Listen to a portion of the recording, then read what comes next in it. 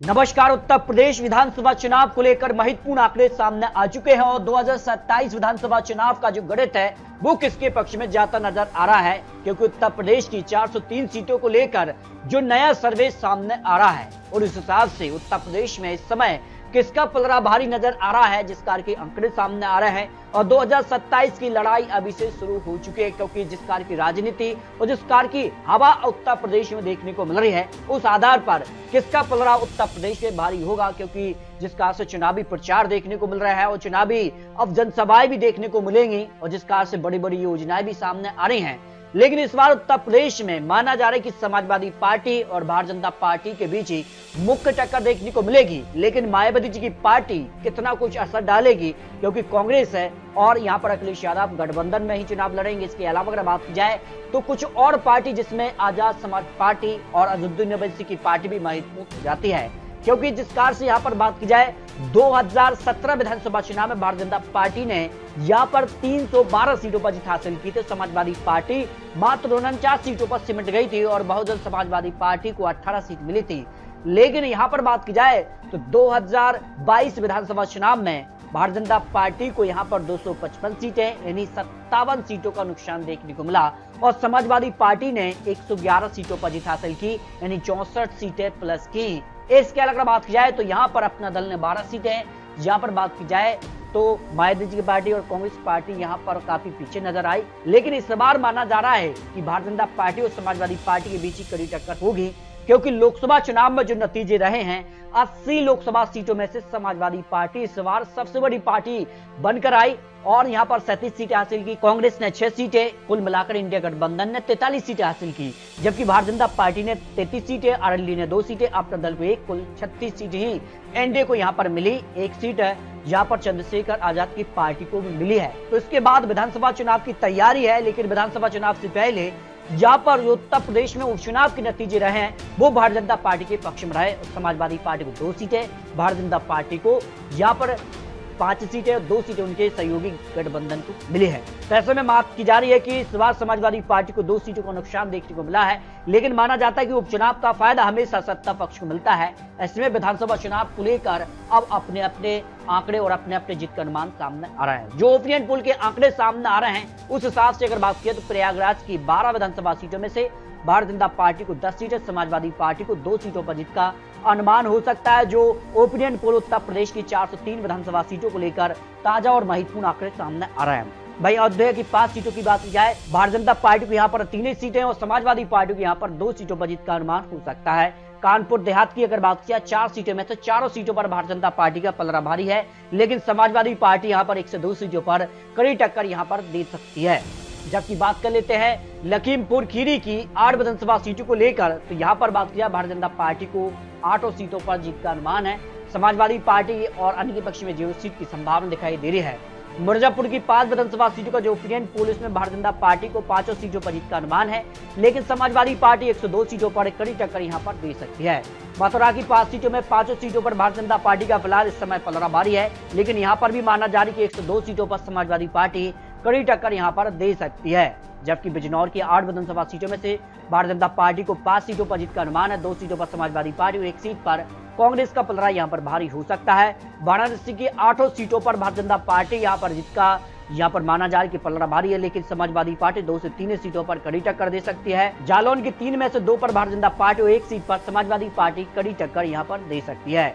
आगरा की 9 विधानसभा सीटों का जो ओपिनियन पोल सामने आ रहा है उसमें भारतीय जनता पार्टी को करीब 9 सीटें मिल सकती हैं, यानी सभी सीटों पर भारतीय जनता पार्टी का पलड़ा भारी है, लेकिन यहाँ पर भी समाजवादी पार्टी 2 से 3 सीटों पर कड़ी टक्कर यहाँ दे सकती है। सीतापुर की 9 विधानसभा सीटों में से भारतीय जनता पार्टी का 8 सीटों पर पलड़ा भारी है, तो समाजवादी पार्टी 1 से 2 सीट, और अगर बात की लखनऊ की 9 में से 7 पर भारतीय जनता पार्टी और 2 सीटों पर समाजवादी पार्टी यहाँ पर कड़ी टक्कर दे सकती है, जिस कार के आंकड़े सामने आ रहे हैं। गोरखपुर की 9 विधानसभा सीटों में से सभी सीटों पर भारतीय जनता पार्टी तरफा जीत की तरफ बढ़ सकती है, जो अनुमान सामने आ रहा है।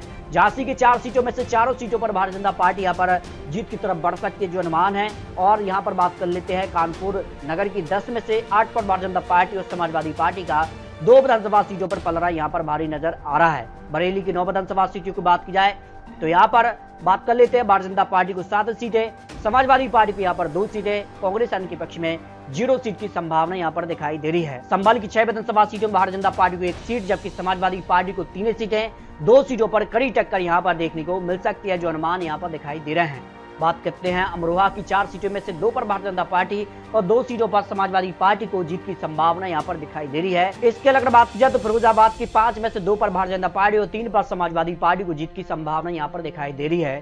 सोनभद्र की 4 सीटों में से 4 सीटों पर भारतीय जनता पार्टी का पलड़ा भारी है। सोनभद्र की 4 विधानसभा सीटों में बात की जाए तो 4 सीटों पर भारतीय जनता पार्टी का पलड़ा यहाँ पर भारी नजर आ रहा है। पीलीभीत की 4 में से 4 सीटों पर यहाँ पर भी भारतीय जनता पार्टी का पलड़ा भारी है, लेकिन 1 से 2 सीटों पर समाजवादी पार्टी यहाँ पर कड़ी टक्कर दे सकती है। फर्रुखाबाद की 4 में से 4 सीटों पर भारतीय जनता पार्टी का यहाँ पर भी पलड़ा भारी नजर आ रहा है, लेकिन समाजवादी पार्टी 1 से 2 सीटों पर यहाँ पर भी कड़ी टक्कर दे सकती है। अमेठी की 4 सीटों में से 2 पर भारतीय जनता पार्टी और 2 सीटों पर समाजवादी पार्टी का पलड़ा भारी है। बलरामपुर की 4 में से 3 पर भारतीय जनता पार्टी और 1 सीट पर समाजवादी पार्टी कड़ी टक्कर दे सकती है। सहारनपुर की 7 विधानसभा सीटों का जो ओपिनियन पोल सामने आ रहा है, उसमें समाजवादी पार्टी को 2 सीटें तो भारतीय जनता पार्टी 5 सीटों पर पलड़ा भारी हो सकता है। चंदौली की 4 सीटों की बात किया तो भारतीय जनता पार्टी को यहाँ पर 3 सीटें, समाजवादी पार्टी का 1 सीट पर पलड़ा भारी हो सकता है। देवरिया की 7 में 7 सीटों पर भारतीय जनता पार्टी एक तरफा जीत की तरफ बढ़ रही है, लेकिन समाजवादी पार्टी 2 से 3 सीटों पर कड़ी टक्कर दे सकती है। फतेहपुर की 6 सीटों की बात करें तो 6 सीटों पर ही भारतीय जनता पार्टी का जीत का परचम लहरा सकती है, लेकिन समाजवादी पार्टी यहां पर भी 1 से 2 सीटों पर कड़ी टक्कर दे सकती है। उन्नाव की 6 सीटों का जो विश्लेषण है, 6 सीटों पर ही भारतीय जनता पार्टी जीत की संभावना है। सिद्धार्थनगर की 5 में से 3 पर भारतीय जनता पार्टी और समाजवादी पार्टी को 2 सीटों पर जीत का अनुमान सामने आ रहा है। बात कर लेते हैं हरदोई की 8 सीटों में से, तो यहाँ पर समाजवादी पार्टी को 2 से 3 सीट, तो भारतीय जनता पार्टी करीब 5 सीटों पर पलड़ा भारी हो सकता है। जौनपुर की 9 विधानसभा सीटों का जो ओपिनियन पोल है, भारतीय जनता पार्टी को 4 सीटें, समाजवादी पार्टी को 5 सीटों पर जीत का अनुमान है। गाजीपुर की 7 सीटों का जो विश्लेषण है, उसमें 3 पर भारतीय जनता पार्टी, समाजवादी पार्टी को 2 सीटें, 1 सीट कांग्रेस, 1 सीट बीएसपी के पक्ष में जाने का अनुमान यहाँ पर सामने आ रहा है।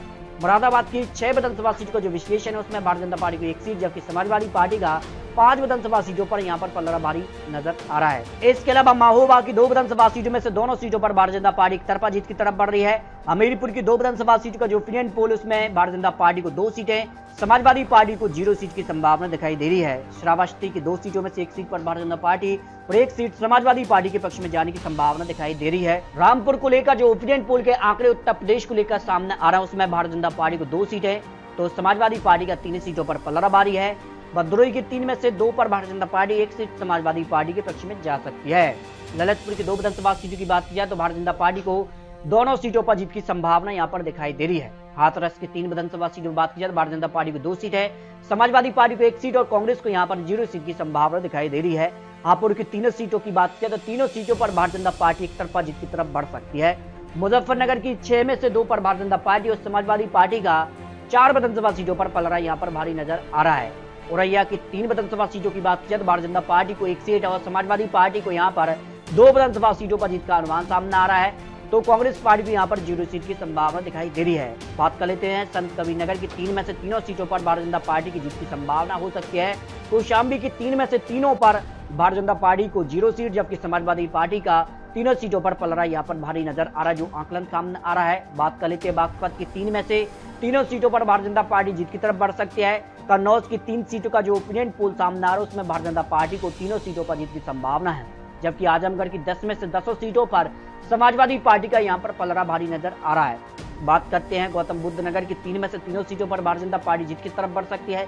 सुल्तानपुर की 5 में से 4 पर Bharatiya Janata party 1 seat Samajwadi party के पक्ष में जा सकती है। अलीगढ़ की 7 सीटों में से 7 सीटों पर भारतीय जनता पार्टी की जीत की संभावना दिखाई दे रही है। मैनपुरी की 4 में से 2 पर भारतीय जनता पार्टी और 2 सीटों पर कांग्रेस अन्य के पक्ष में 0 सीट, जबकि समाजवादी पार्टी को 2 विधानसभा सीटों पर जीत का अनुमान सामने आ रहा है। बांदा की 4 में से 3 पर भारतीय जनता पार्टी और 1 सीट समाजवादी पार्टी के पक्ष में जा सकती है। मऊ की 4 में से 1 सीट पर भारतीय जनता पार्टी और समाजवादी पार्टी को यहाँ पर 3 सीटों पर जीत का अनुमान यहाँ पर दिखाई दे रहा है, जो आकलन सामने आ रहा है। इटावा की 3 में से 3 सीटों पर भारतीय जनता पार्टी जीत की तरफ बढ़ रही है, जबकि काशीराम नगर की 3 में से 2 पर भारतीय जनता पार्टी और 1 सीट समाजवादी पार्टी के पक्ष में जा सकती है।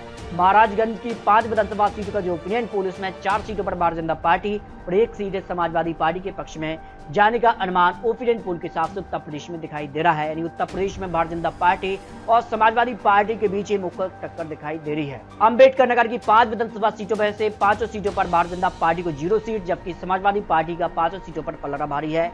बस्ती की 5 सीटों में से 1 सीट पर भारतीय जनता पार्टी तो 4 सीटों पर समाजवादी पार्टी का पलड़ा भारी है। गाजियाबाद की 5 सीटों पर भारतीय जनता पार्टी यहां पर जीत की तरफ बढ़ सकती है, जबकि चित्रकूट की दोनों विधानसभा सीटों की बात करें, दोनों सीटों पर भारतीय जनता पार्टी की जीत का अनुमान है। तो समाजवादी पार्टी और अन्य के पक्ष में 0 सीट की संभावना यहां पर दिखाई दे रही है। बाराबंकी की 6 सीटों में से बात की जाए तो भारतीय जनता पार्टी को 4 सीटें, तो समाजवादी पार्टी को 2 सीटों पर जीत का अनुमान है। बदायूं की 6 सीटों का जो ओपिनियन पोल, इसमें भारतीय जनता पार्टी को 3 सीटें, तो समाजवादी पार्टी को 2 सीट और 1 सीट पर कांग्रेस की जीत की संभावना दिखाई दे रही है। बात कर लेते हैं रायबरेली की 6 सीटों में से भारतीय जनता पार्टी को 3 सीटें समाजवादी पार्टी या फिर कांग्रेस के पक्ष में जाने का अनुमान दिखाई दे रहा है। मेरठ की 8 विधानसभा सीटों में से 4 सीटों पर भारतीय जनता पार्टी और 3 सीटें समाजवादी पार्टी और 1 सीट पर कांग्रेस को जीत की संभावना दिखाई दे रही है। गोंडा की 7 सीटों में से 7 सीटों पर भारतीय जनता पार्टी की जीत की संभावना है। उत्तर प्रदेश को लेकर बात की जाए तो यहाँ पर इस कार के आंकड़े यहाँ पर दिखाई दे रहे हैं। उस हिसाब से माना जा रहा है कि प्रतापगढ़ की 7 में से भारतीय जनता पार्टी को 3 सीटें हैं, 3 सीटों पर समाजवादी पार्टी और 1 सीट कांग्रेस के पक्ष में जा सकती है। काशीनगर की 7 में से 7 सीटों पर भारतीय जनता पार्टी का जीत का अनुमान दिखाई दे रहा है। बुलंदशहर की 7 सीटों का जो ओपिनियन पोल है, उसमें 7 सीटों पर भारतीय जनता पार्टी को जीत की संभावना यहाँ पर दिखाई दे रही है। बात कर लेते हैं शामली की 3 सीटों में से, तो भारतीय जनता पार्टी को यहाँ पर 1 सीट है, जबकि समाजवादी पार्टी को यहाँ पर 2 सीटों पर जीत का अनुमान दिखाई दे रहा है। बहराइच की 7 सीटों में से भारतीय जनता पार्टी को 5 सीटें, कांग्रेस को यहाँ पर 0 सीट, समाजवादी पार्टी को 2 विधानसभा सीटों पर जीत का अनुमान यहाँ पर दिखाई दे रहा है। बलिया की 7 सीटों में से 2 पर बीजेपी और समाजवादी पार्टी को 3 सीटें, 1 सीट कांग्रेस, 1 सीट बीएसपी के पक्ष में जा सकती है। इस तरह से अगर बात की जाए तो उत्तर प्रदेश को लेकर सभी यहाँ पर 403 सीटों का जो ओपिनियन पोल सामने आ रहा है, उस लिहाज से माना जा रहा है कि भारतीय जनता पार्टी का पलड़ा उत्तर प्रदेश में इस समय भारी नजर आ रहा है और भारतीय जनता पार्टी वापस से उत्तर प्रदेश में सरकार बना सकती है। समाजवादी पार्टी जहां पर बात कर लेते हैं तो उसी आंकड़े यानी 2022 के आंकड़े के आसपास दिखाई दे रही है। लेकिन बात करते हैं उत्तर प्रदेश में किस कार के गठबंधन बनेंगे और किस कार से सीट शेयरिंग होगी, ये काफी महत्वपूर्ण हो जाता है। लेकिन उत्तर प्रदेश को लेकर माना जा रहा है कि इस बार कांटे की टक्कर समाजवादी पार्टी और भारतीय जनता पार्टी के बीच देखने को मिल सकती है। लेकिन उत्तर प्रदेश में जिस कार की हलचल दिखाई दे रही है और यहाँ पर क्या कांग्रेस और समाजवादी पार्टी मिलकर चुनाव लड़ेगी उत्तर प्रदेश को लेकर, मायावती जी की पार्टी, और अगर बात कर लेते हैं यहाँ पर जो है आजाद समाजवादी पार्टी, जिसका से यहाँ पर माना जा रही है कि वोट शेयर जो है समाजवादी पार्टी का कम होगा, उसका फायदा सीधे तौर पर भारतीय जनता पार्टी को दिखाई दे रहा है। तो उत्तर प्रदेश को लेकर अपने रख सकते हैं उत्तर प्रदेश में अगली सरकार किसकी बनेगी, क्योंकि आपको बता दें चुनावी आंकड़े चुनावी अनुमान है। अभी जो समय बचा हुआ है, जिस कार की योजनाएं सामने आएंगी, जिसका गठबंधन बनेंगे, उसके बाद आंकड़े बदल सकते हैं। लेकिन उत्तर प्रदेश को लेकर माना जा रहा है कि इस बार भारतीय जनता पार्टी और समाजवादी पार्टी के बीच कड़ी टक्कर देखने को मिल सकती है। तो मिलते हैं और लेटेस्ट और महत्वपूर्ण विश्लेषण के साथ, तब तक के लिए जय हिंद, जय भारत।